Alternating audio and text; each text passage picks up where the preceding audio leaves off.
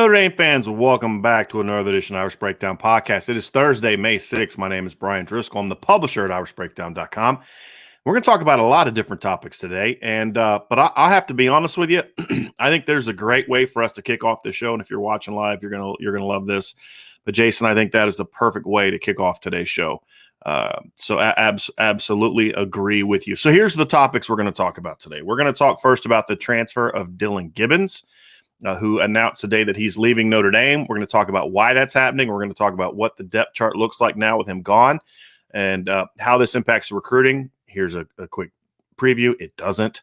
And then we're going to talk about the recent, actually was announced today, charges against Sibo Flemister from a traffic accident. We'll just briefly touch on that. And then we're going to dive into Notre Dame's recent recruiting push, which launched really the last couple days, which I think is an absolutely ingenious, tremendous recruiting push by Notre Dame. So we'll get into that. I'll show some pictures of what's going on if you haven't seen it. It is really, really impressive. So, so let's dive into this first. Let's first talk about Dillan Gibbons and his decision to transfer from Notre Dame. This isn't a decision that's really surprising to anyone. I think Dillan was a guy that entered the spring as the first team left guard. That was due mainly to the fact that he was an experienced guy. He was a guy that, was someone that had started a game last year. He started against Syracuse, obviously, when there were injuries. He came off the bench last year against Florida State, and he did some good things. But the reality is there were a lot of younger players battling for that job, a lot of younger players that, for being honest, had more talent than he did. And his hold on the first team left guard job didn't last very long. In fact, it didn't even last past really 5 or 6 practices. It became clear that players like Andrew Kristofic and then obviously Rocco Spindler were going to beat him out. So it's not surprising that Dillan is in a situation that he decided he wants to leave. When you look at where he went from being a potential first team left guard to essentially his role as the spring went on was to train to be the backup center. And I don't think he handled that well. Not personally, he just wasn't a great snapper. That's really what it boiled down to. Is, as you saw in the spring game, we saw in a lot of the practices, he just was not a guy that really had snapping down very much. And so I think that was something that that the writing was on the wall that he wasn't going to last in Notre Dame very long. And again, Dillan is a tough kid, but if you're going to rank the offensive lineman from the standpoint of top to bottom from a talent potential standpoint, it's not overly surprising that he got beat out. So that part's not surprising. And I'm going to pull up here the depth chart. Let's take a peek at this real quick. So we're going to look at the Notre Dame offensive line depth chart and talk about what this means for Notre Dame. So you can see the depth chart here. Look, here's the situation. I'm going to zoom in a little bit so this is a little bit easier for you to see. Okay, so this is what Notre Dame's depth chart looks like right now. And obviously, Dillan Gibbons is now out, so he was obviously one of the more experienced players on the roster. He was one of the bigger players on the roster. When you look at Notre Dame now, per my count, this is the spring roster, so there are 12 offensive linemen on this roster right now, scholarship offensive linemen, and then, of course, Notre Dame is going to welcome 2 more offensive linemen in the fall when Joe Alt and Pat Coogan arrive. I think when you look at Notre Dame's depth chart, I think this is a position where it hurts to lose a veteran player. It hurts to lose a guy that has experience, but it doesn't necessarily hurt from a number standpoint, in my opinion. I think when you look at a situation where with Dillan, he was going to be a backup, and you have a veteran guy that's a backup, and I think when that's the case, it's nice to have it as an insurance policy, but what his decision to leave does is it now opens up opportunities for Notre Dame to more quickly find the player that is going to be the ultimate eventual replacement for Zeke Correll. And that also opens up an opportunity for perhaps a younger player to emerge into that backup center role, whereas if this move doesn't happen, maybe they don't find the need for that. So I think it's certainly a loss in that you lost a talent, somewhat talented player, big player with experience, but I don't think it's one that's going to necessarily move the needle in one direction or another. Perhaps Dillan could have come out in the spring or in the fall and had a great fall camp and beaten a guy out, but the reality is when a fifth-year senior gets beat out halfway through the spring by a true freshman, the odds of that fifth-year senior seeing a bigger jump over the next 3-4 months than the true freshman is slim. And so I think that is where we're ultimately going to see Dillan Gibbons transfer. Now, here's the situation. Now, his transfer impacts Notre Dame in this regards more than anything. They're now in a tougher position to where should they lose another player to transfer, should they have an injury or two, then Notre Dame would be in a much tougher situation. But just this decision alone, in my opinion, doesn't put Notre Dame in a really, really rocky position. So I think it's something that they'll be able to overcome relatively easily. And that's not a knock on Dillan Gibbons at all. I think Dillan is a fine football player. I think he needs to transfer to like a South Florida, Central Florida, some school like that, and he can start for 2 years because technically he has a 6th year because of the COVID year. But it's just not a loss from the standpoint of he wasn't a guy that was necessarily going to start, and it's a pretty talented depth chart. It's just a depth chart that lacks experience.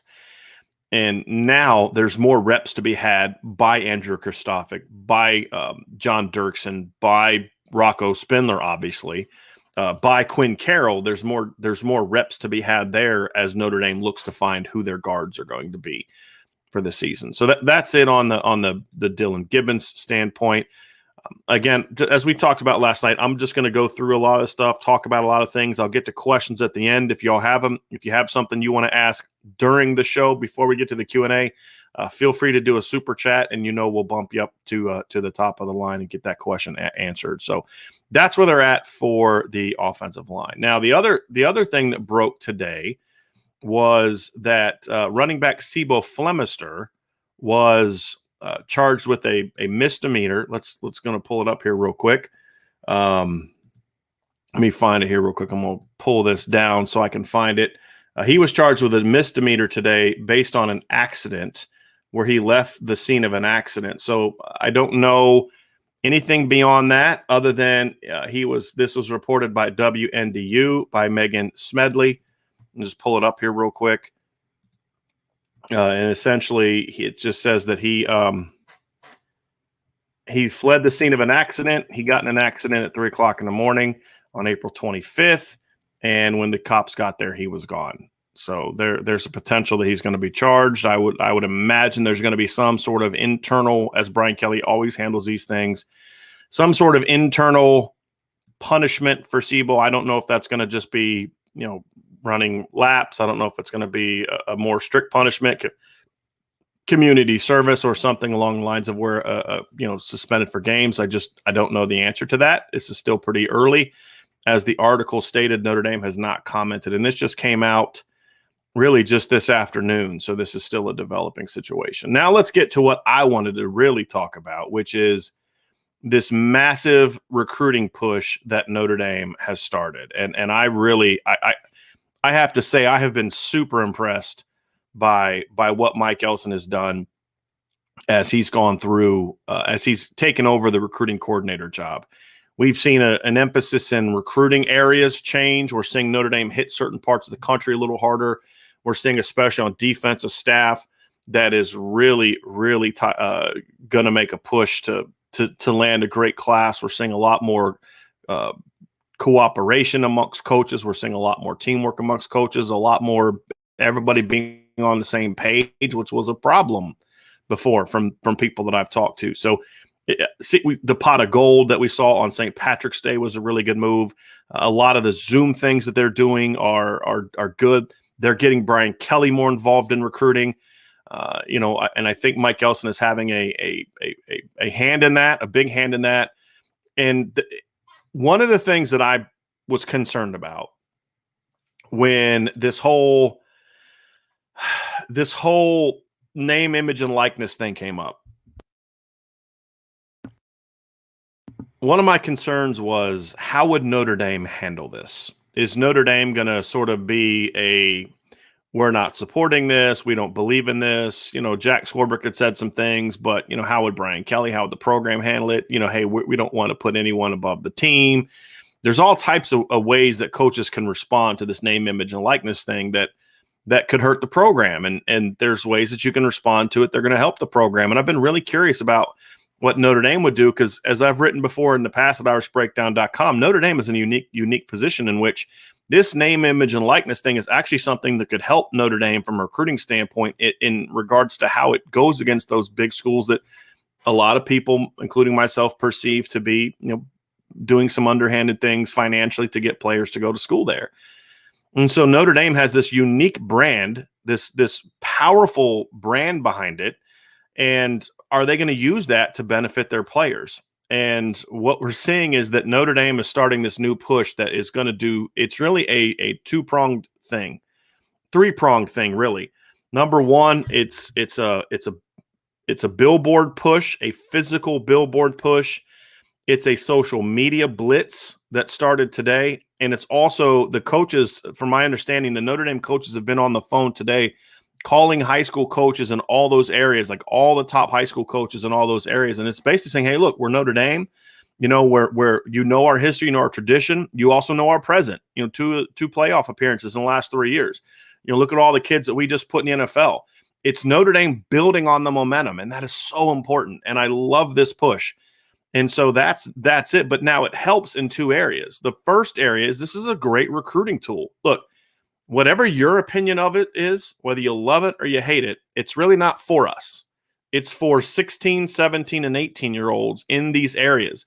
And I've seen either billboards or heard about billboards in like Dallas, Tampa, Phoenix, LA, Detroit, Charlotte, New Jersey, all over Chicago, Detroit, Indianapolis. This is going all over the country that these physical billboards are being put up.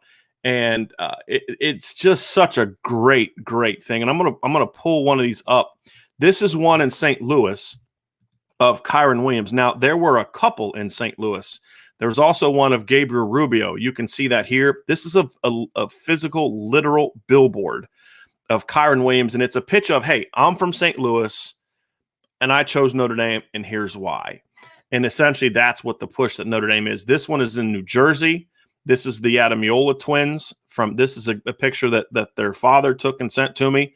I mean, how cool is that if you're sitting there, you're driving around and that's your kid's thing. I saw a picture of as I say in the article, of Osita Ekwonu. I've seen pictures of this all over the country, which is just a really, really great push. I think this is so smart for Notre Dame because, number one, it's going to have a big impact in recruiting. If there's top players in St. Louis and Dallas and all these areas that they're trying to recruit, these are hotbeds for football. Now, all of a sudden, they're going to be driving around and seeing these billboards for Notre Dame football. If you don't think it's going to matter, I'm telling you, it does. This kind of stuff matters.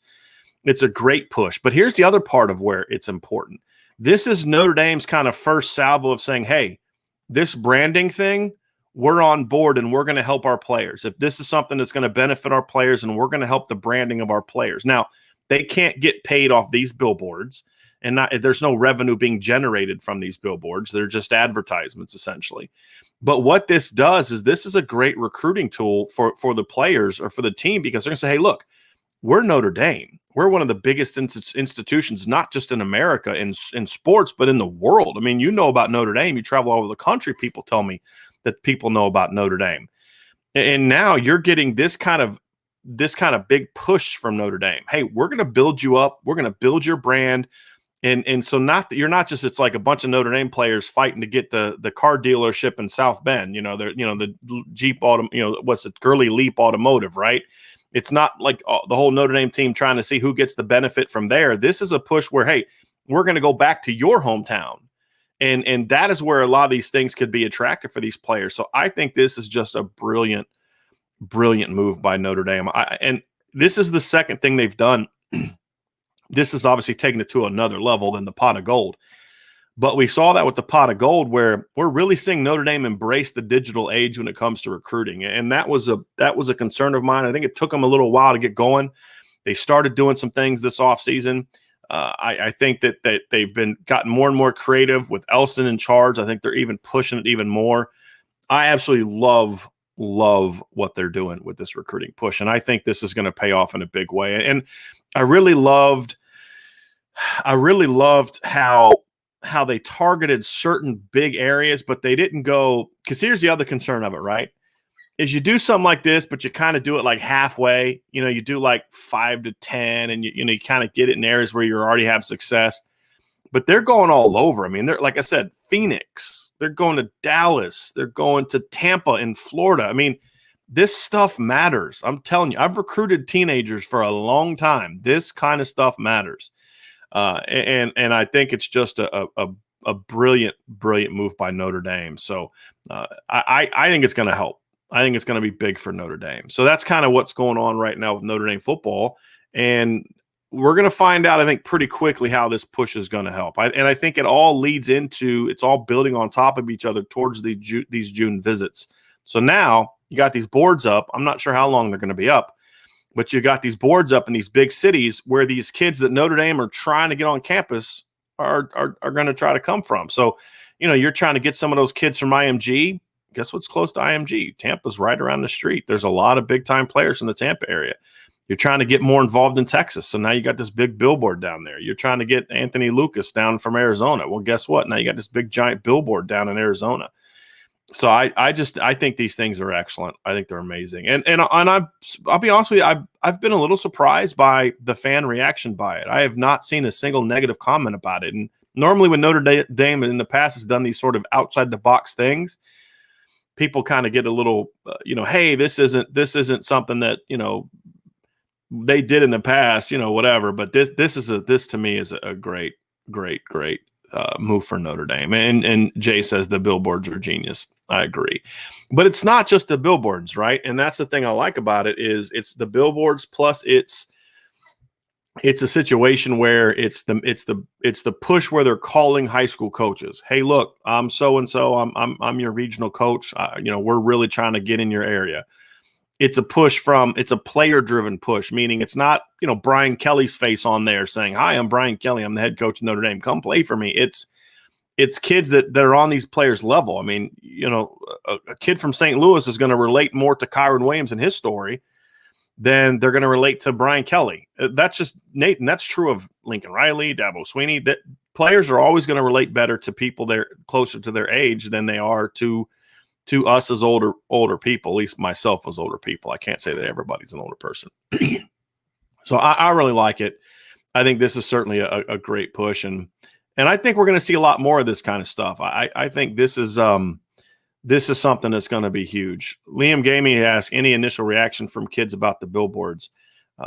From what I've seen, the response on social media, it's been impressive. It's been impressive. As far as like how it's going to move the needle with recruits, in regards to, is this going to be something that maybe moves Notre Dame up boards? That's going to take a little bit more time. This just got launched within the last couple of days, Liam. So in regards to the practical reaction, I think it's going to take a little bit of time. But the initial reaction to, which was your question, it's been big. I know the Notre Dame players love it, and that's the other thing is, I think there's a. When I look at it, it's one of those things where Notre Dame making a push to brand players is something that is really going to resonate with a lot of young people, in my opinion. So I think this is a great move. And, look, it's just another step in what has been a very, very strong offseason. So,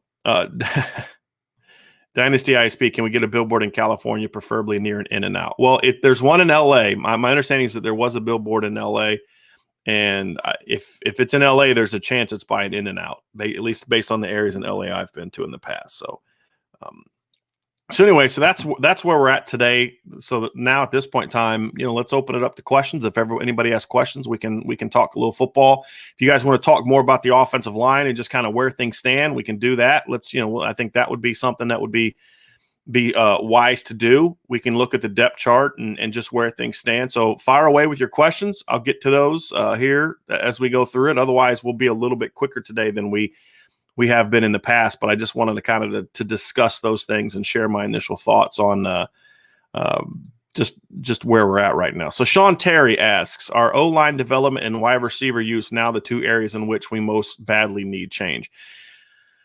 Sean, I don't want to. I would say O-line development. I think if you're referring to the Dillan Gibbons situation, this is just part of life. I mean, especially when you have a fifth-year senior who's entering in arguably his last year of college football. Maybe he gets a sixth somewhere.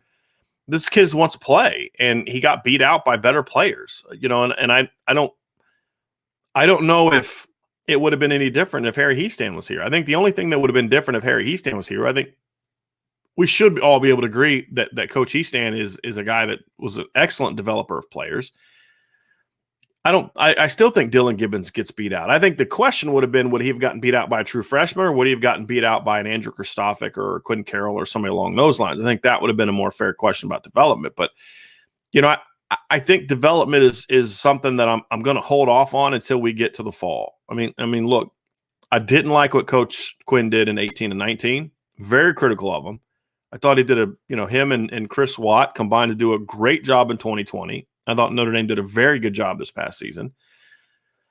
And, now let's give him a chance to see what he's going to do in 2021. And if the offensive line struggles, then you can say, yeah, where were you developing Kristofic and Lug and players like that? That could be a problem. So, but right now, I want to give him the benefit of the doubt because he is on the right trajectory in that they just came off a season in which they had one of the 2 or 3 best offensive lines in the entire country.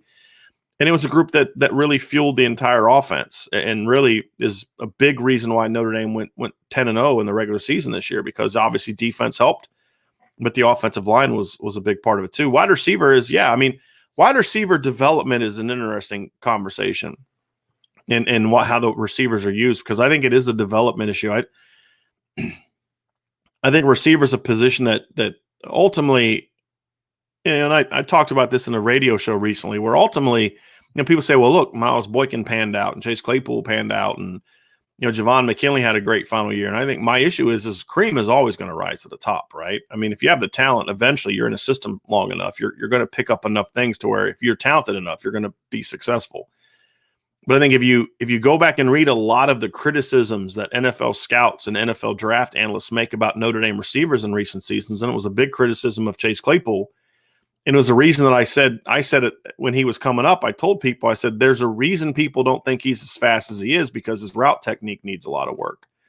Well, the Steelers worked a lot on that. You saw the video of Chase this summer where he came back to Notre Dame and made a comment. He's like, if I could run routes like this, in college, I would have been, something like he would have been really good. And thinking, well, yeah, that's kind of a problem that in 4 years you didn't learn that, but you can learn it one mini camp or one training camp with the Steelers. That's a problem. That's a problem with your coaching, and that's a problem with your development. And it's a problem that we've seen, especially in recent seasons. And when people talk about, who are the young receivers that have really stepped up and emerged, none of them are from this recent surge in this particular position coach. So I think that's certainly problematic. But I'm hoping that the changes that Tommy Rees is going to be making schematically will help somewhat negate some of that. And I'm hoping that Coach Alexander gets it in gear, because I liked the hire when they made it.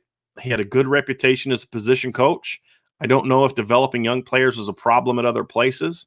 I didn't study it enough to really have that opinion, but he did come with a reputation as a very good position coach. He's going to need to get back to it. Okay. Searcher Green says, what kind of trouble is SIBO looking at with his Class B misdemeanor if it holds up? I honestly don't know. I mean, there's so many different things that could go into this. Why did he leave?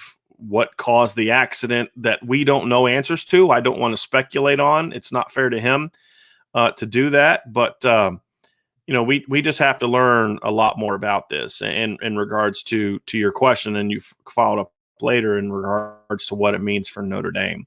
I think it just depends on the severity of it and some of the other factors that are going to go into it that are going to determine whether this is something that's kind of hey, you're picking up trash in the locker room for the next month, or you're suspended for a period of time. I mean, those are the ranges of what it could be. But, it's not a good look for SIBO. It's you never want to put yourself in that situation, especially when you're battling for playing time and you've got a couple really talented freshmen coming in. So it's not a good situation for him. Jason says, hit the like button for the YouTube algorithms. Yes, please hit the like button. If you're in the show now and you're watching, please hit the like button. It takes like 2 seconds.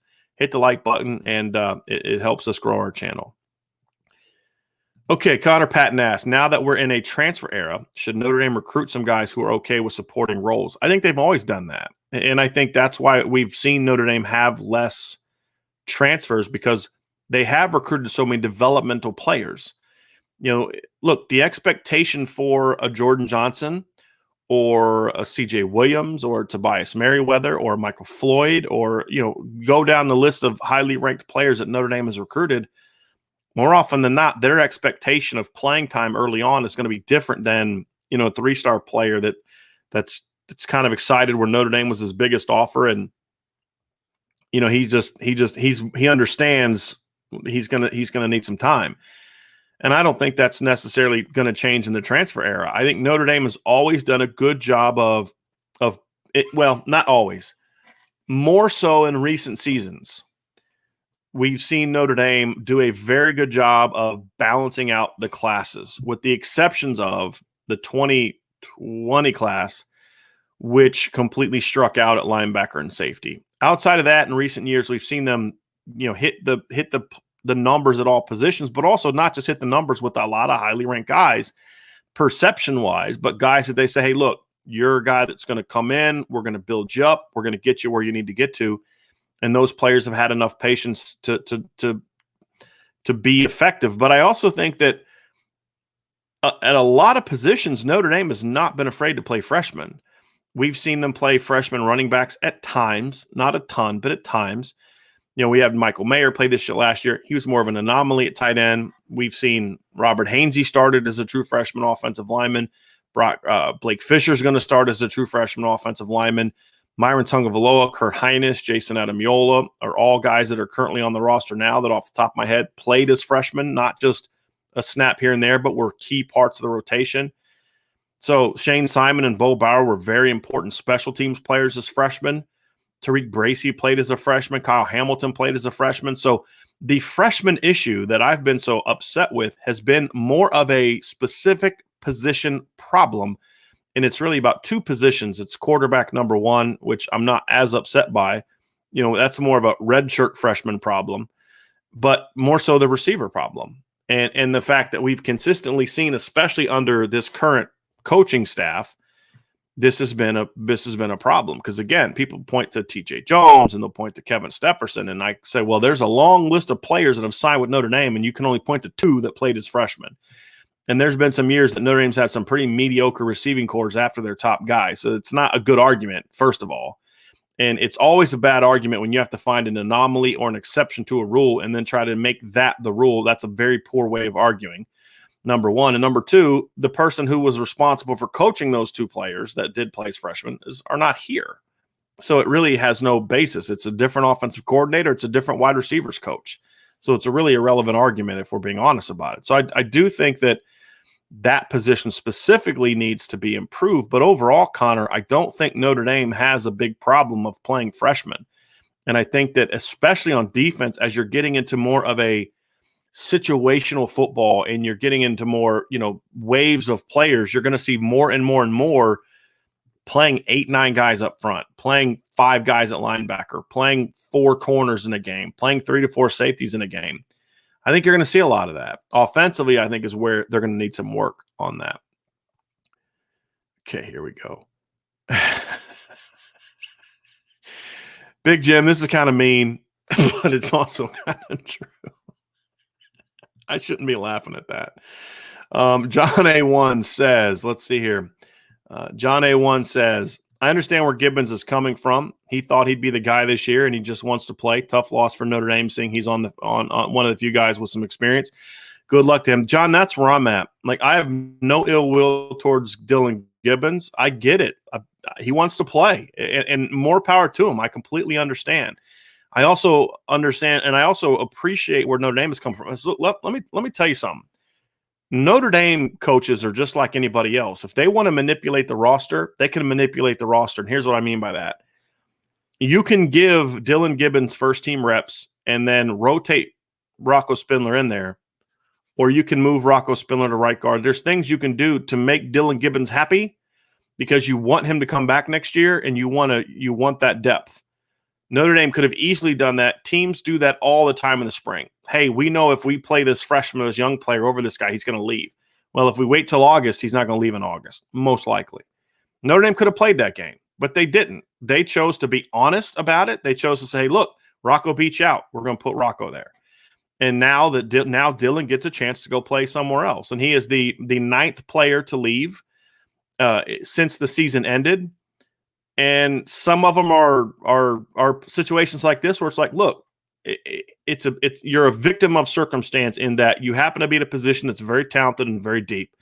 Kendall Abdur-Rahman was in a similar situation. Ovia Gofu was in a similar situation. He was going to have to battle to keep, that number 2 job. And that's a good thing. It's okay to lose players sometimes if it's a situation where they just got beat out by other people and they want to go play. No, I think, but not every situation is that way. John Smith asks, what happened to Hunter Spears? I still have not been told a thing. I've tried to do some digging on this, and nobody's telling me anything. All I know is he didn't practice this spring. He was with the team. He was at practice. I've seen videos of him standing near Jarrett Patterson in the workout clothes, but he didn't practice this spring. So I honestly have no idea. Mike Padone says, I hope Notre Dame is paying Elston well. Can't afford to lose him. Mike, I'll tell you this right now. You know how many times Mike Elston has gotten role changes or title changes, or every time something like that happens, there's a pay raise that comes with it, which is why you give him the new title. So believe me, Notre Dame has given Mike Elston a lot of pay raises. And to your point, if they go out and land the kind of recruiting class that I think they can, another one should be coming. So Thomas Walsh asked this, is Chris Watt no longer on the staff? If not, where did he go? He is not. He actually left a month or two ago.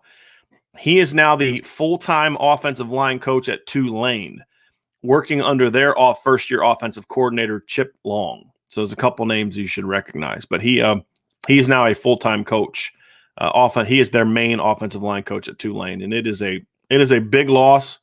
A lot of people were upset about that. Upset from the standpoint of losing him. Everybody understood why he left, and they were happy for him. It's just it's a tough loss because Chris Watt was a very important part of what they did. And if you don't think that he had a big role, and I know Thomas, you do, that then you're mistaken here. John A1 says, in the transfer portal era, how does the coaching staff keep the team together? Now guys who aren't starting are going to be recruited by other schools while on your team. Well, number one, John, it's hard for teams to recruit.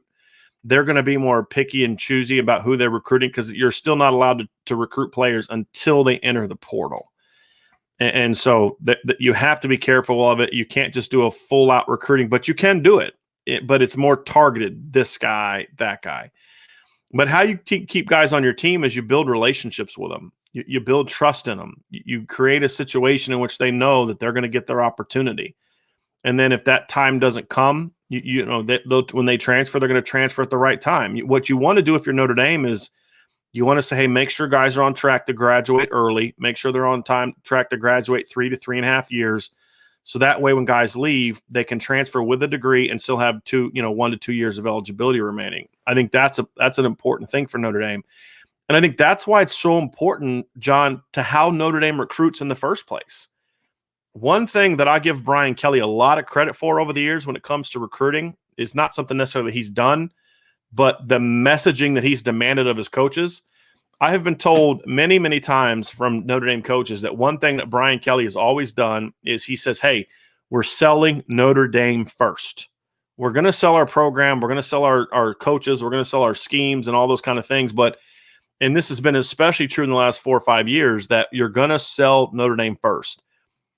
And when you sell Notre Dame first, then these kids are coming to Notre Dame because they understand there's more to it. The 4 for 40, all that stuff matters. I'll give you an example, and I won't say a player's name, but there was a player that we had a breakout spring that there was a lot of rumblings he was going to transfer. My understanding, talking to sources close situations, he thought about transferring. But after a conversation with his mother, and it came down to, hey, number one, you're going to stay and compete, and he wanted to compete. But number two, you're close to getting your degree. You're going to stay and get your degree, and you're going to stay and you're going to battle. And he was on board with it. He went out and battled and had a great spring. So you have those things more frequently in Notre Dame when you're selling the institution just as effectively, if not more effectively, than you're selling your coaches, which is why you don't see Notre Dame have a lot of losses of players after position coaches or coordinators leave, because, again, you're selling something bigger than just that. So that's a big part of it, John. And I think the final piece is be accountable to your team, build relationships with your genuine relationships with your players. I think that if they trust you, then they're more likely to stay and see it through. If they don't feel you have their back as the head coach or a coordinator or position coach, then they're going to be more likely to leave. And some of the guys we've seen leave are guys that felt like their coach did not have their back. True or not, whatever, it was the perception. And I think that is something that that has really kept Notre Dame's transfers down.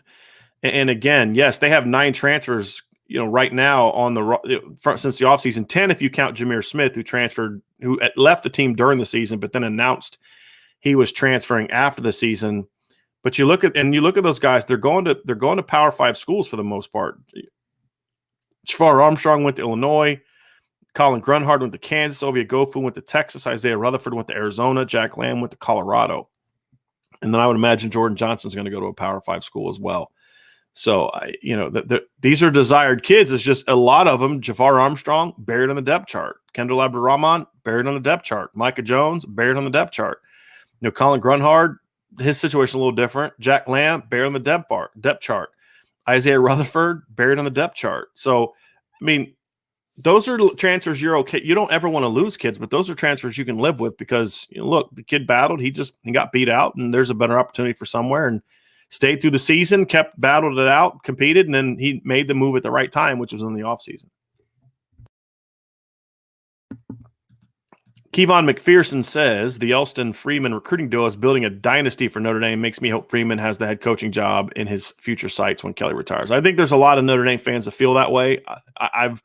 I'm intrigued by the option, but again, I need to see him coach at Notre Dame first. He's done a really good job on the recruiting trail. The people I've talked to on the team, the players really, really like him and respect him, as they did Clark Lee, as they did Mike Elko, but really, really connect and bond with him, which is important. I've heard a lot more. I'll say this, and it's hard to really know this because Mike Elko's situation was in such a weird time, but I've heard a lot more conversations. I've heard a lot more tidbits from people that I talk to as sources that talk about how Marcus Freeman does a lot more talking to the players about non-football stuff than they're used to from a coordinator, in that it's like, hey, how you doing? Checking in on you, getting to know kids. And that's so important.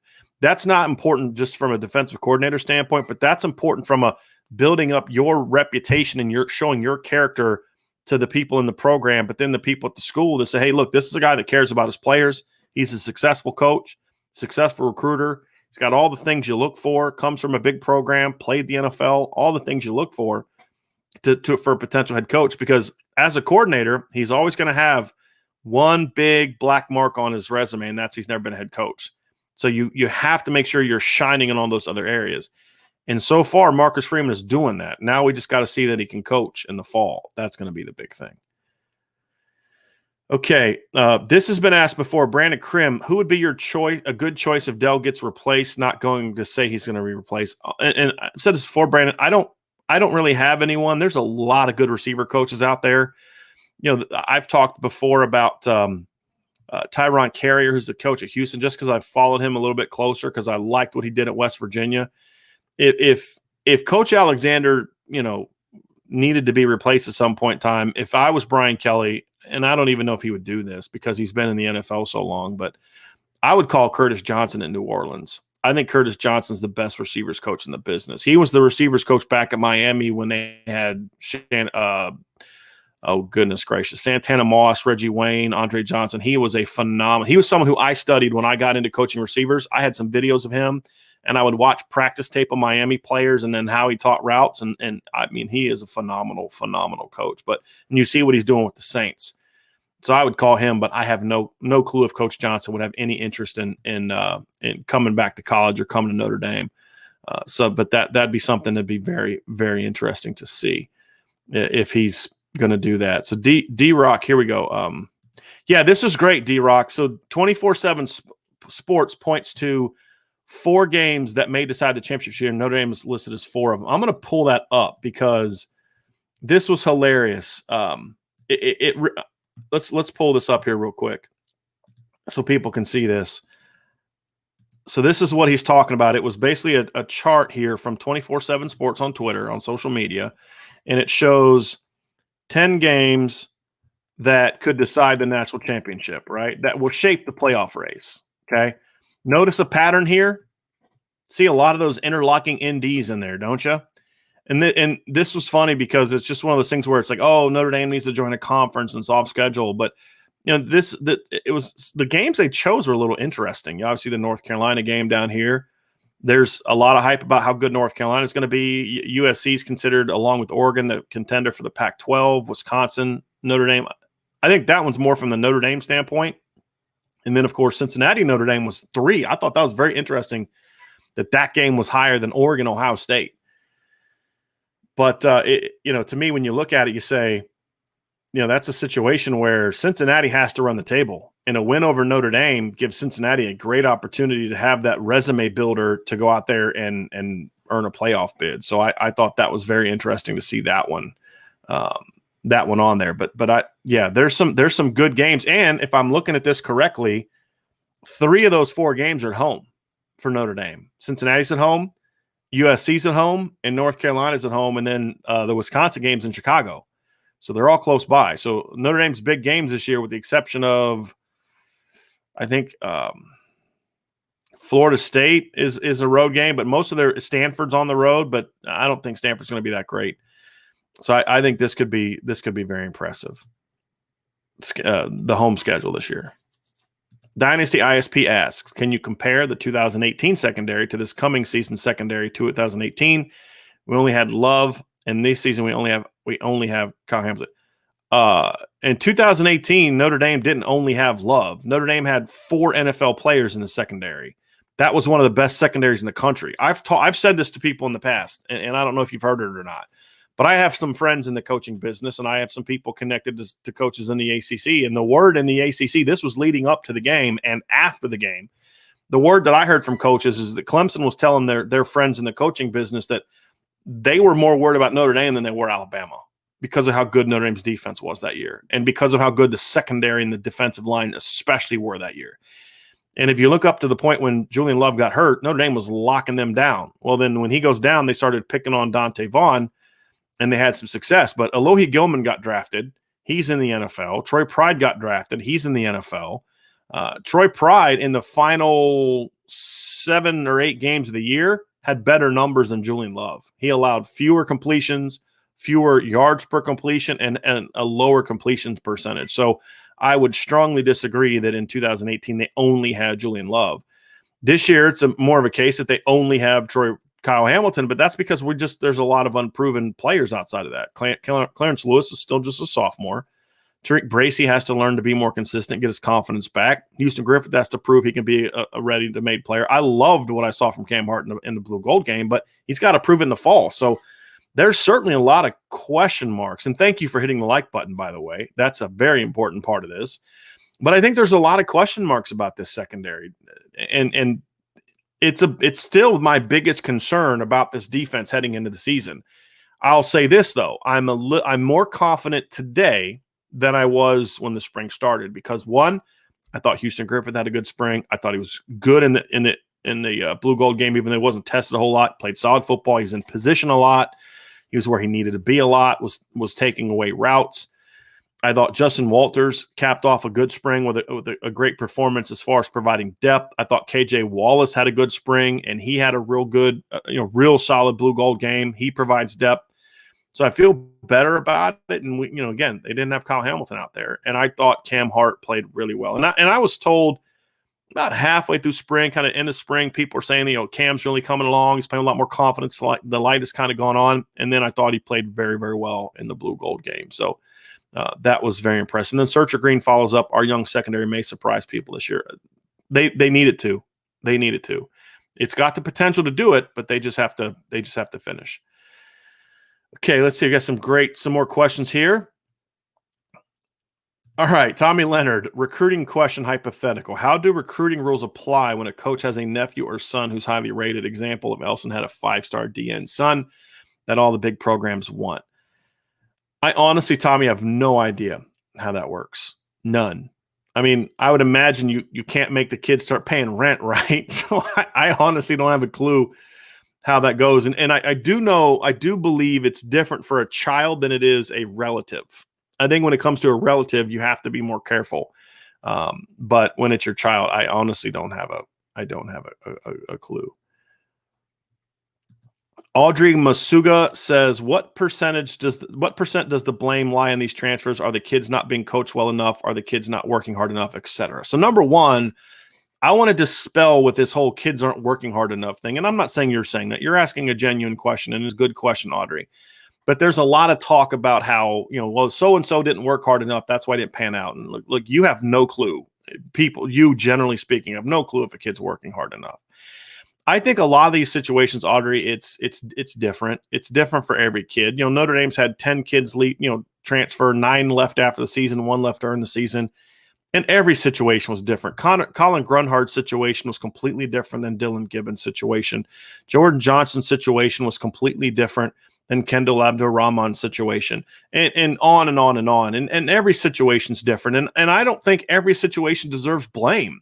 In the instance with Dillan Gibbons, I don't blame anybody. I think this is a normal, natural part of a football program.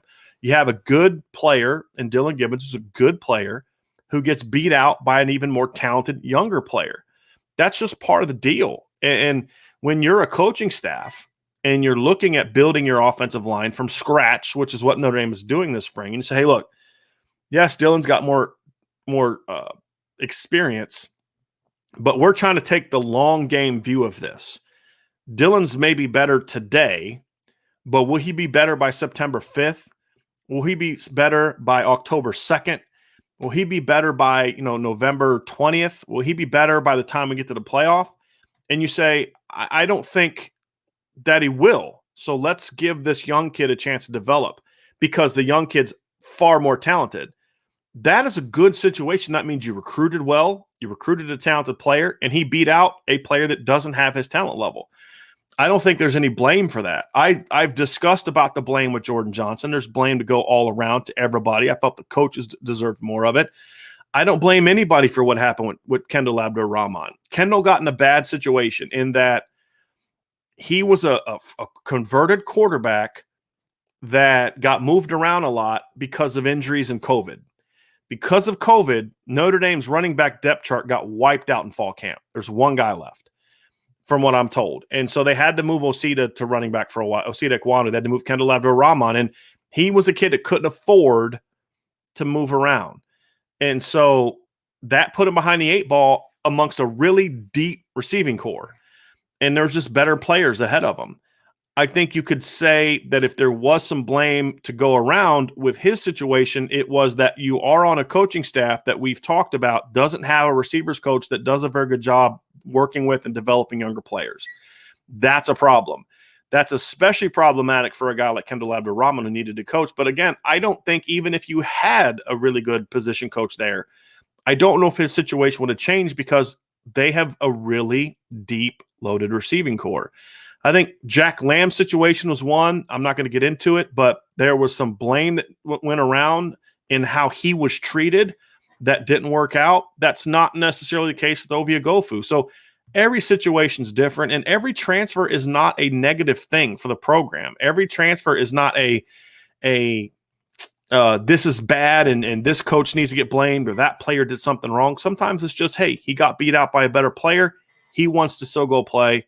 Everybody's happy. And P-Dub says healthy attrition. And honestly, I think that's a lot what it was. So that's a really good question, Audrey. And I hopefully that answers your question. But every situation is different. And then Audrey also says, in your opinion, why does it seem like the defensive philosophy is so much easier to modernize while the offense feels like it has gone the opposite direction in recent years? Well, I think one is the person driving the offensive philosophy is different than the person driving the defensive philosophy. When Brian Kelly, when Clark Lee was hired to be Brian Kelly's defensive coordinator, you were coming off a just disaster stretch of defensive football. And it was one of those things where you couldn't justify continuing to do what you did. It had to change. And so he brought in Mike Elko, and Mike Elko brought in Clark Lee, and then Coach Elko left after he did a great job in year one, laid a great foundation. And then Clark Lee built on it. And you just hired good young coaches that had successful defenses. And now you've hired another one. And Brian Kelly's kind of let those guys say, hey, look, I'm hiring you to do the job. Go do the job. Here's the expectation. Here's the standard. Now go get it done. On offense, he's tried to be more involved than he should, in my opinion. And on offense, he's dictated sort of, hey, this is how we want to play. We get really good linemen. He says it all the time. We get really good linemen, we get really good tight ends. We need to be able to run the ball. And he hasn't. I think he is so conservative in how they approach things offensively that it's like we don't want to do anything offensively that's going to get us beat because we feel we're better than just about everybody we play. Don't want to take a chance of saying, hey, you throw a pick in a situation you should have thrown a pick, and you say, hey, that's how you get beat. And so they're comfortable winning 12-7. They're comfortable winning 27-13 over Duke, 12-7 over Louisville because they're winning. And I think they're so focused on the regular season that they're not, in my opinion, offensively, they haven't been in the past building to beat Bama, building to beat Clemson, building to beat LSU. They're building to beat all the teams on their schedule, which the way the schedule's been recently isn't as challenging. And then they caught a break this year with Clemson and their injuries. What LSU had to do, because they're in the same division with Bama, is LSU had to say, well, we're getting our butt kicked every year by Alabama. We got to do something different. And they were forced, and Ed Orgeron was in a situation where if he didn't make the changes, he'd probably be out of a job by now. So he had to do it because they kept getting their butt kicked by Alabama every year. Well, if Notre Dame kept getting their butt kicked by USC every year, and it was because they're getting outscored and their offense was lacking behind, then Brian Kelly be forced to make those changes. He hasn't been forced to make those changes on offense until now because of the manner in which they lost back-to-back games. Because here's what's been happening in recent years. Notre Dame 12-0 in 2018. They go down the stretch. They run the table, and then they get into the playoff and they get embarrassed in the playoff. And it's Clemson's eventual national champions. Of course they're really good. 2019 they go 11-2. They have two embarrassing games in which the offense completely chokes, but then the offense wakes up down the stretch against a pretty weak schedule, scores a bunch of points, and beats a mediocre Iowa State team, bad Duke team, bad BC team, bad Navy team, undermanned Navy team. They were a good Navy team, but undermanned Navy team, and a bad Stanford team. And everything's great. Everything's wonderful. But you have no excuses this year, Audrey, because now you went out and you got embarrassed on the big stage, not just once at the end of the year, but twice in back-to-back games, and your offense looked pathetic in both games. And you have this quarterback that's a fourth-round pick that everybody says is wonderful and wins all these games. You have this great offensive line, and you say, well, what are the excuses? And so now it's like there are none. You have to make the changes, and I think that's where his situation is. Audrey also asks, where do you think Gabriel Rubio will fit in the rotation when the freshmen arrive? So Gabriel actually was doing really well. He's an early enrollee.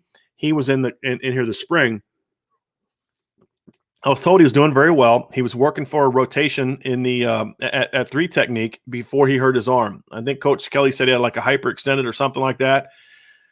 And so he couldn't play in the blue gold game, and he missed the last week or week and a half of practice. But apparently he was doing very well, and they have him slated to play 3 technique. But I also think Gabriel could also play nose tackle as well. I think he could definitely play both of those positions at Notre Dame. Jonathan says, as always, great commentary. Thank you. I always appreciate your opinion and honesty. Thank you. I know it's early, but what is your ideal starting 5 on the offensive line right now? My ideal scenario would be this. Okay. So let me say this. I don't think what this is. So here's what I think is going to happen based on what I'm told by my sources. And that is Blake Fisher at left tackle, Rocco Spindler at left guard, Zeke Correll at center, Jarrett Patterson at right guard, Josh Slugger right tackle. That's what I've been told by my sources, that they're going into the offseason and that's what they're doing. And so What I would like to see happen is I'd like to see one of two things happen. Number one, I'd like to see Tosh Baker, and I think Vince and I talked a little bit about this the other day in a podcast. I'd like to see Tosh Baker have a great offseason and a great fall camp, and he wins one of the tackle jobs, and then you move Josh Lugg inside the guard, and then you have Lugg next to Baker at right tackle, and you've got Patterson next to Fisher at left tackle. That would be one of my two scenarios. The other scenario I'd like to see is Andrew Kristofic has a great offseason, and he earns a starting job, and Jarrett Patterson is better at tackle than he is guard. And so then you have a situation where you have Patterson playing tackle, either Lugg or Baker playing tackle, or you could even say Fisher playing tackle. And then you have a situation where you have Lugg at guard beside Fisher or Baker, or you have a situation, and then you'd have Patterson next to Rocco Spindler. Or if if Kristofic is one of your guards and he's one of your starting guards, you have Lugg still at tackle, then you have Patterson at left tackle, and then you have Spindler and Blake Fisher playing guard. Those are the scenarios that I think would be ideal. I'm just really nervous about playing two freshmen on the offensive line. And I don't care how good they are. And it's not about them. I think they're both great players. I just get a little concerned about that. And Audrey, I have not heard that interview. And honestly, I don't know what he said. If you could, if there's a link, if you can maybe put it in the chat or send it to me on DM, I'll certainly read it and respond to it. But if you also want to give us the gist of it, feel free to kind of share what was said, what was the gist of it. And if it was in somebody else's podcast, I didn't hear it, and I'm not going to hear it because I don't listen to anybody else's podcast. I got enough of my own stuff to worry about. But if you could share kind of what he said, I'd certainly appreciate that, and I can respond to that as best I can. Okay. John follows up, building off of what you said in relation to the haters saying we need to join a conference. Do you think Notre Dame will eventually be forced into a conference? I really hope not, but what do you think? I think eventually they'll join a conference. I think eventually it's going to be the financial impact or the financial benefits of joining a conference are going to be too great. I think at some point in time, money is going to dictate Notre Dame joining a conference. Maybe it's a situation where they lose their TV deal and nobody else will sign them, and they don't feel they can start their own network. It could be something like that. It could be a situation in which the money being given to these teams in these leagues is so great that they can't justify not getting a piece of it. I think eventually one of those two things is going to happen to where it makes too much sense not to be in a conference. Or, and this is be the worst case scenario, the NCAA disbands, which isn't the worst case scenario. I'd have no problem with that. But the NCAA disbands and they do this super conference nonsense that they're talking about. And basically they say, Notre Dame, if you want to be a part of it, you have to join a conference. And then Notre Dame would have to either join it or go play with the group of 5 teams, which I think we all know what Notre Dame would do there.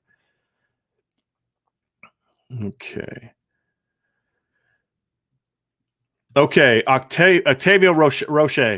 Hoping that Roca. Let's go Roca. Hopefully I get that right. Octavio, if I don't get it right, let me know. To go along with what you said earlier, I remember asking Mayer in a Q&A last year if Chip Long leaving Notre Dame gave him any second thoughts, and he said no, because you commit to a school, not a coach. You're absolutely right. And you know who was part of selling him on that, Octavio? It was Chip Long. And the other thing about Chip is Chip did a good job of not, even though he was having his character attacked by people in the media and by people at Notre Dame, he didn't respond in kind. When players would reach out to him, when recruits would reach out to him, he'd say, hey, look, everything I said to you before is still true. Notre Dame's a great place, but you sell Notre Dame. And if you sell Notre Dame, then you're not going to have this turnover when a coach leaves, and you're not going to have kids are more likely to stick it out because you're selling. So that's a great point. That's a great specific real example of that situation. And we've seen this happen in the past. I mean, Notre Dame lost some kids after 2016. They certainly did. Pete Werner was the guy they lost. They lost players from that class, but a lot of the kids stuck around. And they did so because it's like, well, yeah, it's struggling right now, but it's still Notre Dame. I want to go to Notre Dame. I want to play for Notre Dame. And we saw that when Mike Elko left. We saw that when Clark Lee left. Kids are committing to Notre Dame for the right reasons, and that is something that Brian Kelly deserves a lot of credit for.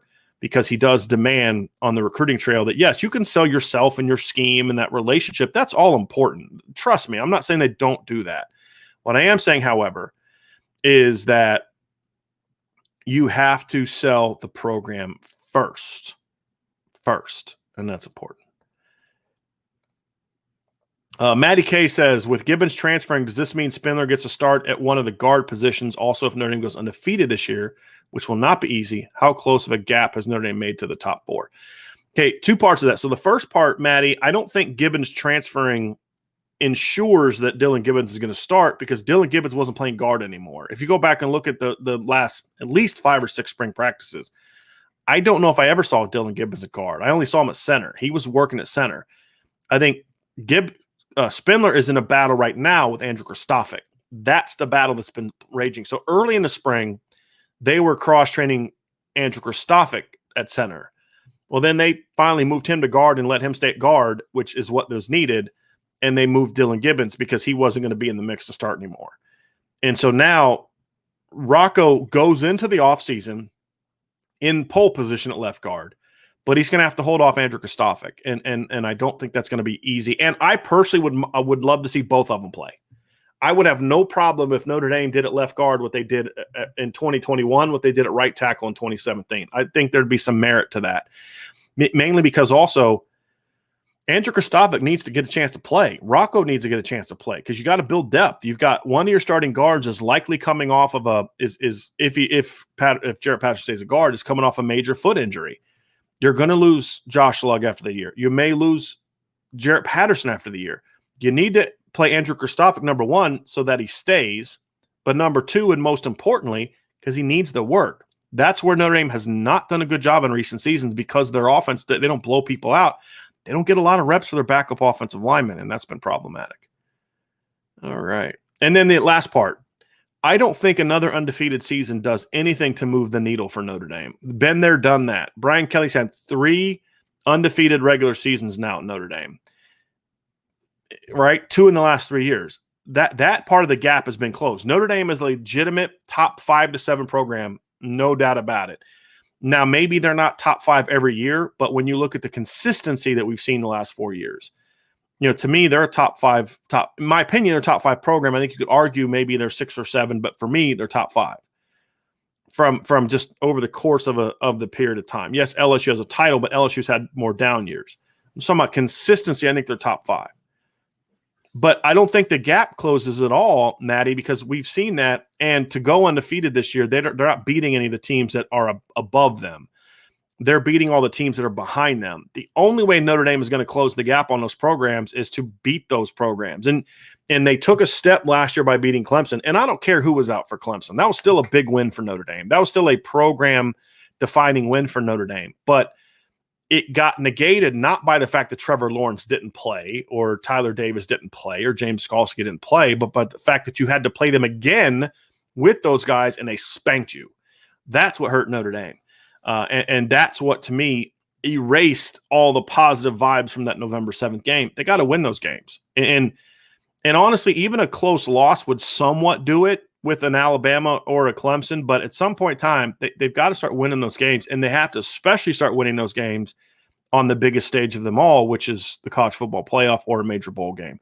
If Notre Dame and Alabama don't make the playoff this year and they play in the Orange Bowl or Sugar Bowl or something and Notre Dame beats them, that's huge. It doesn't have to be the playoff, but it has to be, you have to beat one of those 3 teams, in my opinion. And those are the only 3 teams that I would say definitively are ahead of Notre Dame from a program standpoint on a consistent basis. I think you could argue Georgia because Georgia's beaten Notre Dame twice, but Notre Dame has more playoff appearances. So that's why I say at least top 5. Beyond that, I think now you're saying, well, maybe Oklahoma, but Oklahoma's kind of in the same boat Notre Dame is in a lot of ways. So I'd say top 5. You could argue top 5 to 7, and I wouldn't push back too much. But they're still within striking distance, but they got to win some of those games. All right. Okay. Connor Patton, I'm looking forward to seeing Spindler. He looks like a tough kid. He's a very tough kid, and he's a wrestler. I think that's something that helps him too. He was a high school wrestler. I think helps him with footwork and leverage and being good with his hands, all those kind of things certainly helps him. And of course, his dad played in the NFL, so he's going to have that good schooling as well. All right, Notre Dame 2164. It's a good question. Why do you think a lot of quarterbacks in Brian Kelly's system regress the longer they are in it? Because I think the longer they're in it, the more is put on their shoulders. And if you look at up until this past season, really, every great season that Notre Dame has had was with a first-year starter quarterback. Look at 2012, Everett Golson. 2015, Malik Zaire, and then Deshaun Kaiser, both first-year starting quarterbacks. 2017, Brandon Wimbush, first-year starting quarterback. The next year, Ian Book takes over early, first-year starting quarterback. And Notre Dame offensively has not been the same since his first year. His numbers have not been the same since his first year. And they're really big drop-offs. And I'm going to kind of show you an example here of what I'm talking about. So Ian Book, as a redshirt sophomore, in 2018, completed 68.2% of his passes, averaged 8.4 yards per attempt, and had a 153 quarterback rating. He went down to 7.6 yards per attempt the next year, and then he was up to 8.0 this year, but his quarterback rating was down to 144.3, and his completion percentage was 64.6. And when you consider how bad Notre Dame's schedule was this year, it makes those numbers even less impressive. I think as the quarterbacks gain more experience, you see Notre Dame going back to the heavy depth of plays and responsibilities that's on a quarterback's shoulders, where early on when a redshirt freshman takes over, they understandably take less pressure off of him. Brian Kelly talked about, not having Everett Golson drive the bus, things like that. And to me, they have to find a happy medium with these quarterbacks, which as you study teams like Oklahoma and Clemson and even Alabama to a degree, and you say, boy, they're not asking their quarterbacks to do a million things. They make it real simple for them early, and then they only put more on their plate that they can handle. And I don't think Notre Dame has done a good job of that. And that's been true of throughout this past 10 years. It's not a Tommy Rees criticism or a Chip Long criticism or a Mike Denbrock criticism. It's a Brian Kelly criticism. Okay, let's see here. John Rich says, Dillan Gibbons is leaving with a Notre Dame degree in hand. There may be others who have as well. That supports your position that the value proposition recruits is the degree first. Absolutely. And look, Jack Lamb still on campus in Notre Dame, even though he's transferring. Micah Jones still on campus in Notre Dame. He was actually around the team a lot this spring, from my understanding. So there's definitely Jordan Genmark-Heath waited till he got his degree. DJ Morgan transferred, waited till he got his degree. There's a lot of – I think Jameer Smith is also graduating in May, and he'll transfer to App State. So to your point, John, there's a lot of these kids that transfer. Jordan Johnson is one, and Kendall Abdur-Rahman are rarities at Notre Dame in that they don't have their degree. And if you look at the players that are transferring, so Jafar Armstrong, I believe, will have a degree. Micah Jones will have a degree. Colin Grunhard has a degree. Dillan Gibbons will have a degree. I think Ovi Ogofu will have a degree. I'm not 100% sure on that, but I think he will. He was in the same class as Jack Lamb. He's also an early enrollee with Micah Jones and Jack Lamb. They were all early enrollees. They all are graduating in May. Jack Lamb is going to leave with a degree. Isaiah Rutherford will not. The majority of the kids leaving Notre Dame as transfers have degrees, and that's what you want ultimately. And exactly right, John. It supports the idea that Notre Dame sells things differently, which is why they don't have as many kids transfer. Okay. Jason says Rocco and Fisher need to be locked in the weight room with Bayless and Quinn until the first game. Absolutely right. Okay. Audrey says, so do you think that Coach Kelly should have more hands-off approach to the offense then? If so, then what job does the head coach provide other than a figurehead and facilitator? Okay. So yes, I do believe, and that is a very, very good question. Big Jim says those are excellent questions. This is a very good question. So here's some things that a head coach should do. Number one, I'm not against Brian Kelly being involved in the offense. I'm against Brian Kelly not being involved in the offense all the time if he's going to be involved in the offense. Okay, so here's what I mean by that. I'm someone who 7-8 years ago advocated for Brian Kelly calling the plays. I've advocated for Brian Kelly taking the program back to his roots when Cincinnati was an innovative offense and an explosive offense, and Grand Valley was scoring 50 points a game with him running the offense. Jeff Quinn was his coordinator. It was Brian Kelly's offense. However, the problem is that Brian Kelly is not around all the time when it comes to game planning, breaking down film, studying the opponent, doing all those things that guys like Urban Meyer always did.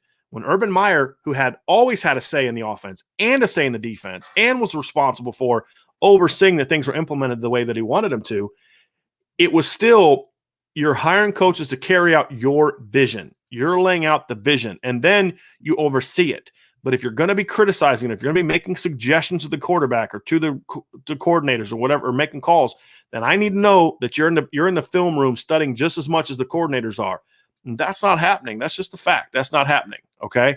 And so that's why I don't think Brian Kelly should have his hands involved in the offense as much. Brian Kelly used to be very heavily involved in the defense as well. Do you remember how often he would go yell at Brian Van Gorder or talk to Brian Van Gorder or talk to Bob Diaco or get on Bob Diaco? You're not really seeing that the last few years because he's just let these defensive coaches coach. He sets the direction. He's always there. He's always coaching kids up. He's always relying on their experience. His office should always be open. It's just be a situation where if Tommy Rees says, I'm not sure what to do here, let me go talk to coach, explain the situation, and Brian Kelly can help give him guidance and do all those type of things. Brian Kelly also sets what the principles and the philosophy are going to be from a strength conditioning program. He's going to say, hey, look, here's what my expectations are, and I'm hiring you to carry it out, right? It's just why you hire position coaches. Otherwise, he'd coach quarterbacks and offensive line, and he'd coach receivers and all those other type of things. So when I say hands off, that doesn't mean he's not involved. It's what I said from the very beginning. When I wrote an article back in February. Actually, we did a podcast back in February, Audrey, where I said that he needs to give the offense over to Tommy Rees. But before we said that, we said he needs to set what the expectation is. We're going to be explosive. We're going to be multiple. We're going to be aggressive. We're going to do this. We're going to run the ball. We're going to take shots. We're going to run RPOs. This is who I want you to be. Now go do it. That's what head coaches do. It's not just, I'm going to hire you to run the offense. I don't really care what you're going to run. Whatever you think is good. I'm just going to go, eat some Cheetos and watch Three's Company. All right. And you just let me know if you need anything. That's not what I'm talking about. It's not just a figurehead or a CEO. It's, I'm setting the agenda, and then you have to be accountable on a daily basis to making sure that you're holding those coaches to that standard. Are you putting in the work? What's your game plan like? What's the practice plan? And then he's the kind of guy that puts all of it together and makes sure everybody's going on the same page. He's also someone that, to me, needs to be more involved in the recruiting operation. So, again, a head coach being, as you said, a figurehead, that is not at all what I'm saying. And not running the offense day-to-day doesn't just make him a figurehead that's just sitting in the office eating Cheetos. It's, I'm telling you what my expectation is, okay? It's like with any business, okay? I hire you to do a job. I'm not going to be looking over your shoulder every second telling you what to do. Otherwise, I'd do it myself. I expect you to do the job, but you're going to be accountable to me. You're going to make sure that I'm I'm going to stay on you on the progress of your. So if I say, hey, by August 1st, Audrey, I need this project done. I need it done to this standard. Here's the specs that I need. Here's the budget that you have to work with. Okay. And then I'm not going to go on a vacation and come back on July 31st and say, okay, where's everything at? No, we're going to be involved in this together. I'm laying out what I expect, and then you're going to do it, but then I'm going to make sure that I'm holding you accountable to doing it. Does that make sense? And that's exactly what a head coach does. And we've seen a lot of those coaches be that way. Urban Meyer's not really that way. It was always very involved in the offense, but he was also someone that hired coaches to do the job, but he was there to hold them accountable to it and to set the agenda, the tone, the tempo, the practice plans. He would be the one to decide, you know what? A head coach needs to be able to sit back and say, the last 3 practices, I don't like our energy. I don't like that we're making a lot of mental mistakes. I don't like this. And then he's got to be the one that figures out, what are we going to do tomorrow to do this? I've had a head coach before that would kind of play mind games with coaches. And this is something I learned from him as a coach. And he just kind of, he taught me, and what we took from it was, there's just going to be days where there's nothing they can do right. Nothing they can do that's right. And it's by choice. You're not going to let them, because you're just going to be on them, and it's got to be perfect. And if it's not perfect, you're upset. And then there's other days he said, hey, you know what, fellas, we rode them pretty hard the last 3 days. Today's an execution day. Today is praising them. We're going to be all over them, loving on them. Great job. Super excited. And when they do the things we've been asking them to do the last 3 days, we're going to love all over them for them. Those are the kind of things that the head coach sets that agenda. And he's the one that makes those type of bigger picture decisions. And he's not a figurehead when he's doing that. A facilitator, sure, depending on how you use that. But I hope that answers your question, Audrey. And if it doesn't and you want to follow up, please ask it, because so far you've been on fire with some really, really good questions. D-Rock, just hit the like button. Did you go Irish fans? It takes 2 to 3 seconds. Hit it now, my man. I agree. Okay.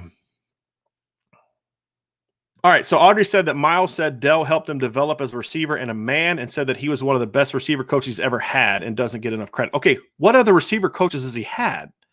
He had Mike Denbrock for a year, right? I'm sorry, with all due respect, Mike Denbrock has a much longer track record of developing receivers than Dell Alexander does at Notre Dame.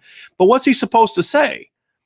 He's getting asked about it by a Notre Dame guy. No, he's a terrible coach. I mean, come on, let's use some common sense here.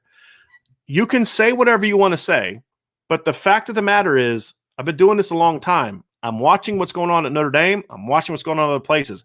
I watch how the Notre Dame players play the game. I watch how other players play the game. And I'm telling you, Notre Dame's receivers are not being coached well.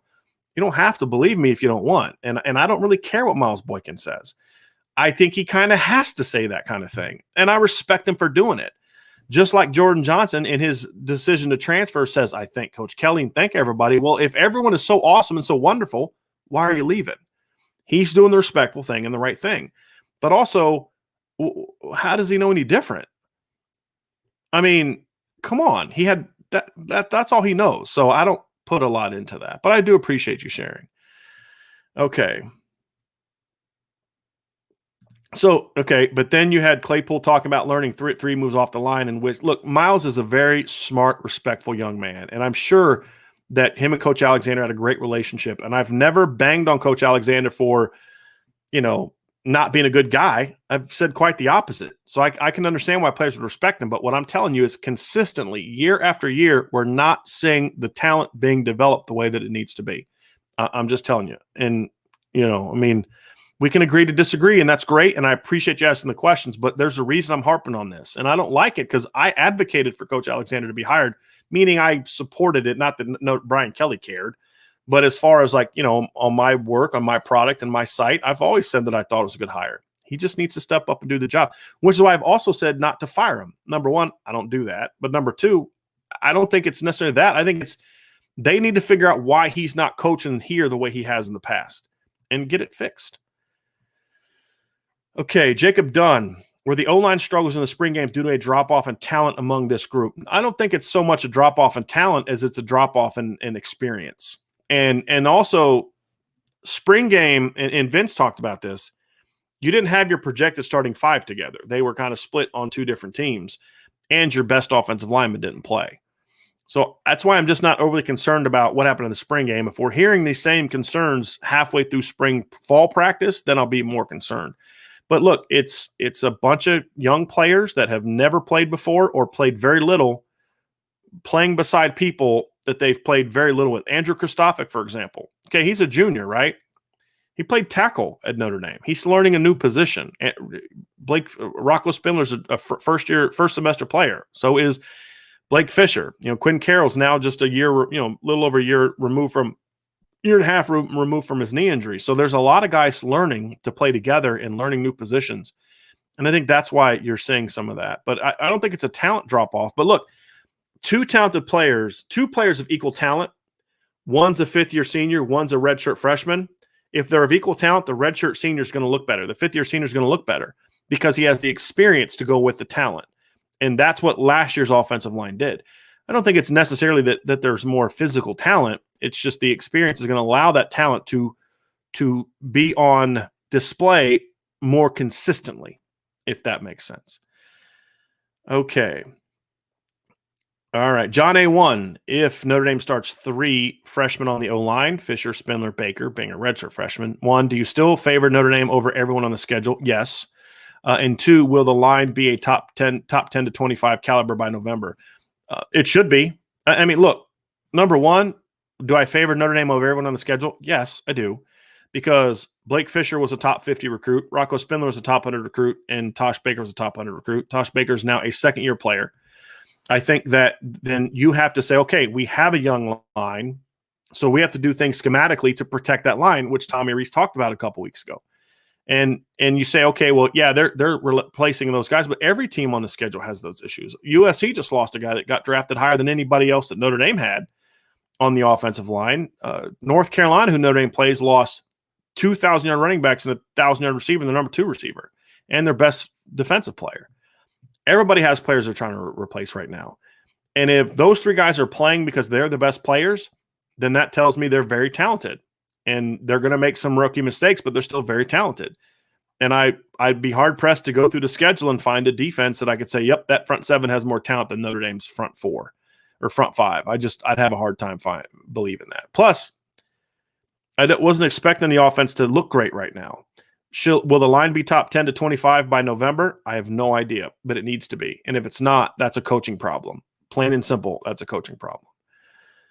All righty, here we go. John A1, with Gibbons departing, does the line have the depth to endure an injury for 2 to 3 games at any spot? Yes. So okay.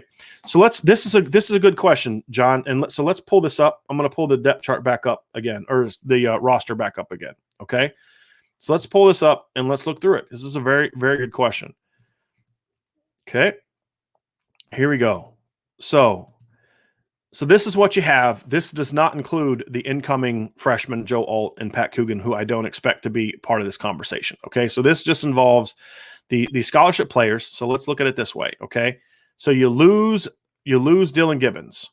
All right. You have Josh Lugg. So let's say the starting lineup is Josh Lugg at right tackle, Jarrett Patterson at right guard, Zeke Correll at center, Rocco Spindler at left guard, and Blake Fisher at left tackle. You've got Michael Carmody, who can play both tackle spots. You've got Tosh Baker that can play both tackle spots.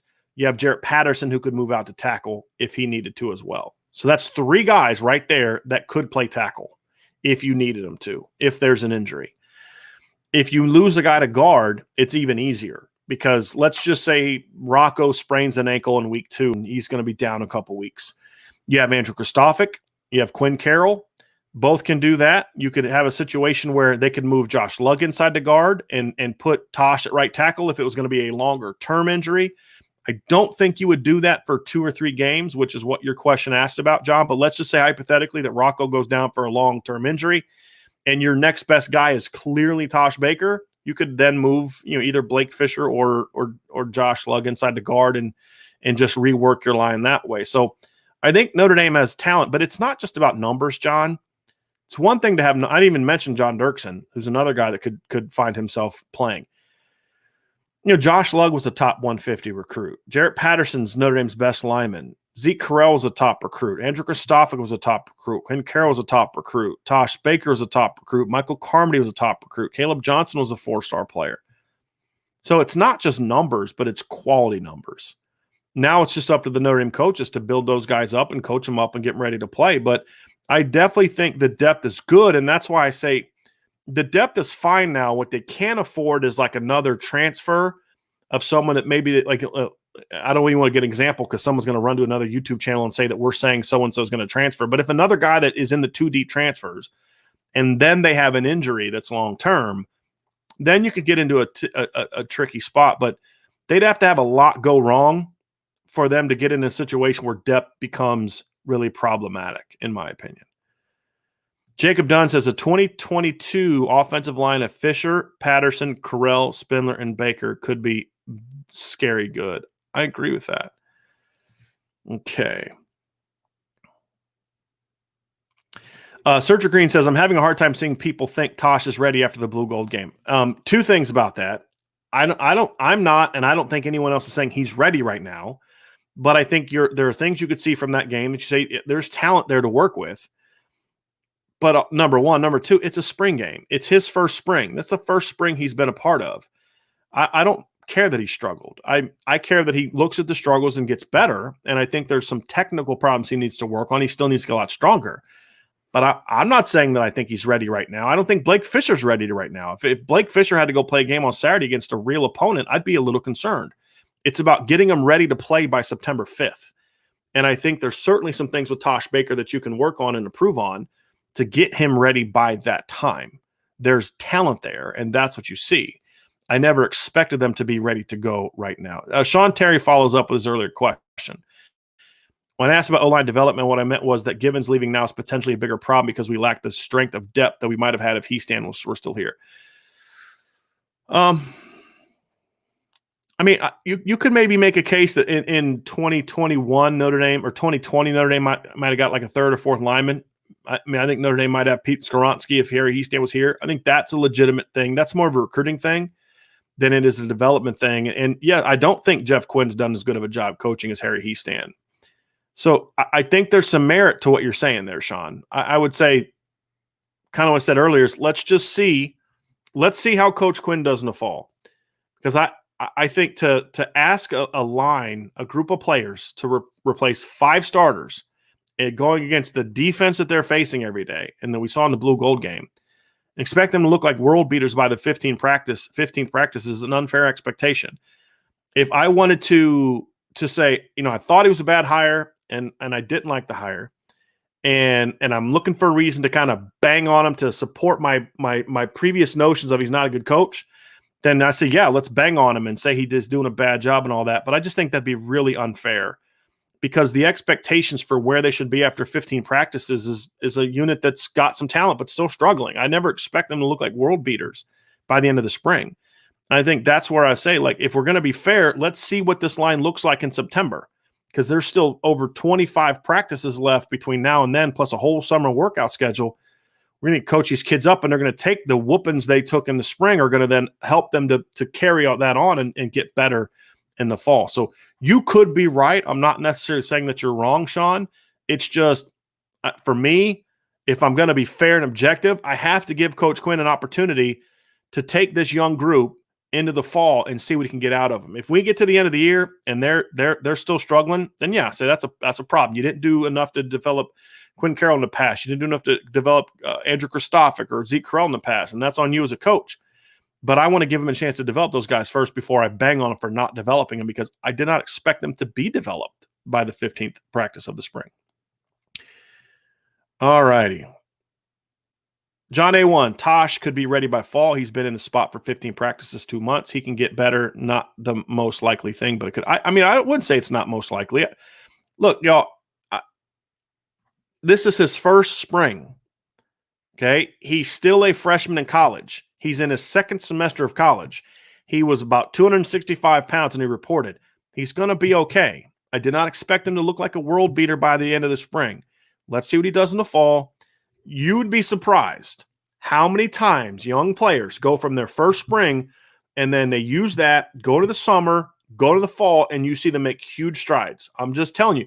Remember when Deshaun Kaiser was in his first spring and he played terrible in the blue gold game?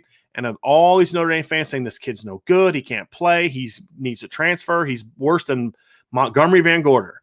And then he had to take over in the third game of the year. He played really flipping good, right?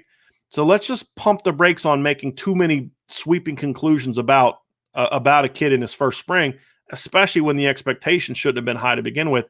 For now, let's see where it is in the fall. If we get to the fall and he's still struggling, then we can have that conversation. Here we go. And then C asked kind of the same question. What would your ideal starting lineup be? In my opinion, Patterson has to be a tackle because it fits him best. I also don't get the hesitancy to put Blake at guard. I agree with your premise. I think Patterson would be better at tackle. I think the hesitancy to put Blake at guard is because how good he's looked at tackle. I mean, I think if anything, the way that Blake looked at tackle, and again, this is coming from someone who's always thought I could be an elite. I think he's a good tackle. I think he could be an elite guard. That's what I said about him. I was pleasantly surprised how good he looked at tackle. Athletically, change of direction, instincts, all that. If anything, I'd say put him at right tackle and let Jarrett play left tackle, or vice versa, and then move Lug to guard. I would do that right now before moving Blake to guard, with just how good he looked. There's some other guys that have to kind of to step up and really get to that point to say, yeah, you have to move him inside. I don't think any other tackles have played well enough to force that issue of moving him inside, and that's what it needs to be. Okay.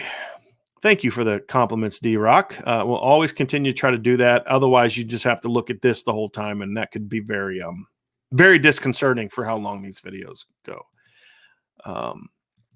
Audrey says, what do you think is holding Coach Kelly back from either being more involved like Urban or taking a step back and allowing his coaches to do the job he hired him for?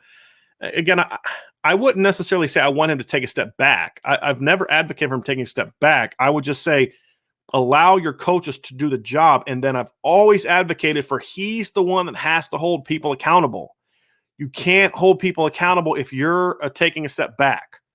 Please understand what I'm saying. This is not a situation where you hand it over to the coaches and then you leave. You hand it over to the coaches and then you're there. You're watching this group. You're watching that group. You're saying like, man, our play at cornerback has not been good in the last 3 weeks. So let me go down there with Coach Mickens and work on him and then work on him there. Those are the things that you need to see. And you need to have a coach that can do that. That is the big, big part of it. So I'm going to wrap up here because I got another interview I have to do at 2:30. And Audrey says, do you think Fisher could be a dominant? I think Blake Fisher could be a top 10 NFL draft pick at guard. But he was so good. He was so good at tackle this spring that I'm more reluctant to move him now than I would have before the spring. I think he was that good. Okay, last couple of questions. Apart from the changes that Reese seems to be making, what would be the first 2 or 3 things you would want to change to achieve greater success? I think recruiting, continue to do what you're recruiting. Brian Kelly being more involved in recruiting. I think those are some things that I would like to see a lot more of. And we'll get into some of that stuff this offseason. Okay. Audrey says, say if we had a line like Patterson, Fisher, Correll, Spindler, Lug, Baker, I'd be okay with that. Okay. All right. Yes, they need an edit feature. All right, last couple questions. Sean, I've been loving your show. The announcement of Notre Dame football is much clearer and more in-depth than any other outlet I know. I appreciate that very, very, very much. Robert says, Brian, which game on the schedule do you consider a trap game this year? Whew, boy, let me pull up the schedule again just so I can see the actual makeup of the schedule because there's a couple games on there that I look at. So trap games for me are teams that you don't expect to lose. I think Purdue is a trap game for me, potentially. At Virginia Tech, a week after playing Cincinnati before the bye week is a game that scares me a little bit. And then in November 13th at Virginia, that's a game that concerns me a little bit as well. If Notre Dame's worn out and tired, those are the 3 games that Notre Dame should win those games, but that could be like that Purdue version of Ohio State in 2018 or Iowa in 2017 or Syracuse and Clemson or, when Ole Miss did that to Alabama. Those are the games that they get to. Billy Johnson says, I think the O-line should be healthy. It should be strength by the middle of the year. I agree with you. Jonathan, thank you for the kind words. Octavio, if Freeman becomes a head coach, what's the earliest thing that could happen? I think after 2022. I think if BK says, you know what? I think BK, like any competitor, you just hit that point in your career. You're just like, I'm done. I can't put into it what I need to put into it, like Bob Stoops did, and you walk away. That's why I think a lot of coaching retires are just kind of sudden like that. And I think something like that could happen in the next couple of years. And Audrey says, smash the like button for the algorithm. Appreciate y'all very, very much. Everybody, thanks for the great show. This was a lot of fun. Listening to your guy, D-Rock. Hit like, subscribe, press the notification bell, and comment in the chats. Those are other things that help us out a lot. So everybody, thank you so much for being with me today. We'll be back tomorrow, Friday, 1 o'clock Eastern, Friday free-for-all. Vince will be there with me. We'll answer all your questions. We'll talk about whatever you guys want to talk about. You don't have to listen to me rant at the beginning like I did today. You just get to dive right into the questions that you want to talk about. So everybody have a phenomenal rest of your day, and I'll talk to you again very, very soon.